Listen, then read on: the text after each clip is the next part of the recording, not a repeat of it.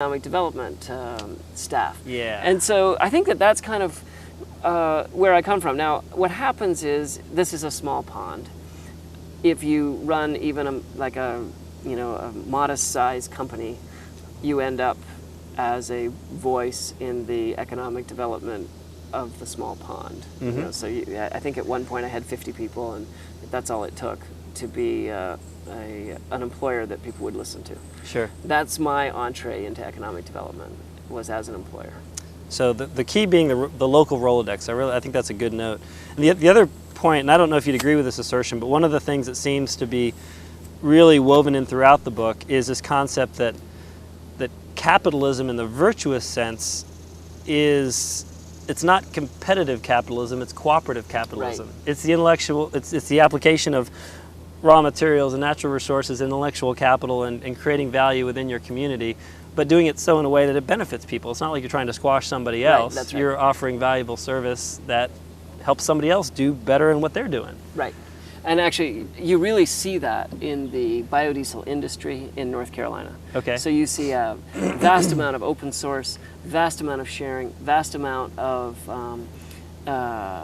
cooperation. Mm-hmm. And one of the things about that is, now is not the time for us to worry about how big your slice versus my slice is, because the pie, the size of the pie, is as yet undefined. Right. So there is lots of room to cooperate along the way. Absolutely.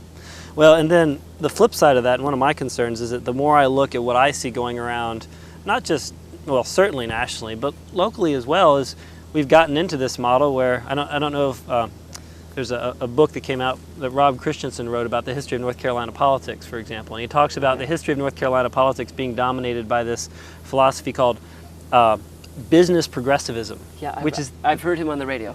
and, Yes. and I hear business progressivism, and I think, well, gosh, that's the state working for the benefit of private. That kind of, isn't that fascism or corporatism? I don't have quite such a benign view of that. I don't know if you've seen that in. I haven't read it, but I remember hearing him on the radio. I remember a fascinating interview with him and that analysis. Gotcha.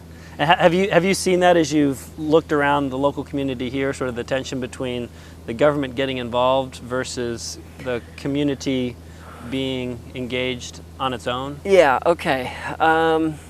Yes, I would say, okay, mixed results. Mm-hmm. So we do have state agencies, say the State Energy Office, mm-hmm. that completely gets it. It has a dynamic director, Larry Shirley. It understands conservation. It understands the role of energy in our lives, climate change, peak oil, just spot on. The Solar Center would be another one. There are state-funded entities and organizations that are on the mark. And we also have other elements of government that haven't even started, and their head is still deep in the sand. Here in Chatham County, we've got a progressive slate of county commissioners. I sit on the Green Building Task Force, and recently we had a little dust-up between the Green Building Task Force and the county commissioners who appointed us. From our side of the street, nothing's happening. We're not taking a leadership role. There's no change, and why are we wasting our time? Sure. From their standpoint, there's lots of time. There's no hurry. We're good. We'll get this done, and all of these recommendations are going through. There's just sort of a natural tension there. So it's good that they appointed us. It's good that they care about green building. It's good that community activists and volunteers are trying to help shepherd the government in a direction. Mm-hmm. It's bad that we've made no progress. We have made progress on watershed issues and other types of things, pollution prevention. Meanwhile, the town of Pittsboro, different beast. Status quo, business as usual. We don't get it. Sure. Got a town board that took our last little piece of industrial land and rezoned it for a mall. If we could have a mall, we could be happy. and sort of like, well, and I mean, so you have different worldviews. You've got Absolutely. Those of us eating on the 100-mile diet, and others who think, oh, thank God, we're finally getting a McDonald's. We're going to be a real town. And a mall. Yeah, and that actually is another topic I'd love to get your take on, which is I am deeply concerned about our economy.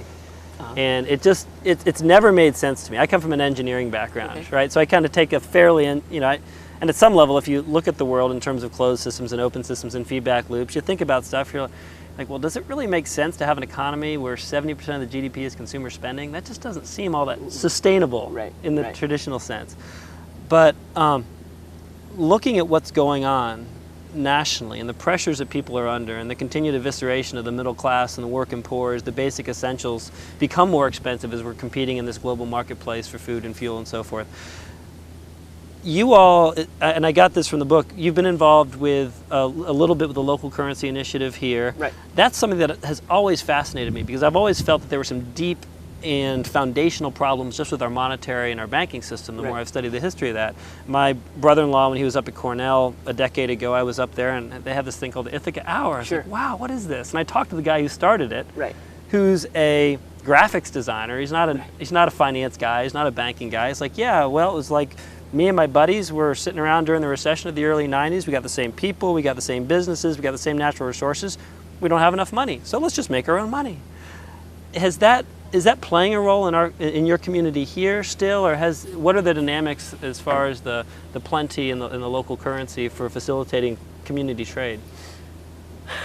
Plenty plays a role. I think it's played a terrific role in our thinking. Okay. More so than in our daily lives. The plenty has a circulation problem. Okay. And the whole key to a successful local currency is circulation. Yep. I think that they've actually been able to study the Ithaca model and demonstrate an increase in the standard of living as the result of that local currency. Yep. I don't think you could say the same is true for our plenty. So sure. It's not, on that level, it's not successful. What it has been successful at is thinking about relocalization and thinking about our transactions. Yep. And so in that way, I think it does play a terrific role. At the end of the day, sustainability means putting as much into the pot as you're taking out of the pot. Right. And I think that, when you look at a society based on consumer spending, that is one directional. Yep. And so at some point we have to make something Yep. to go into the pot or we are doomed. Right. I would say that the United States is scheduled for a big correction. I would say that we're going into a collapse like the Soviet Union went through a collapse. I would say that actually, if we get back to oil for a moment, which is, I'm in the energy business, on the surface, the value of a US dollar is continuing to fall. Mm-hmm.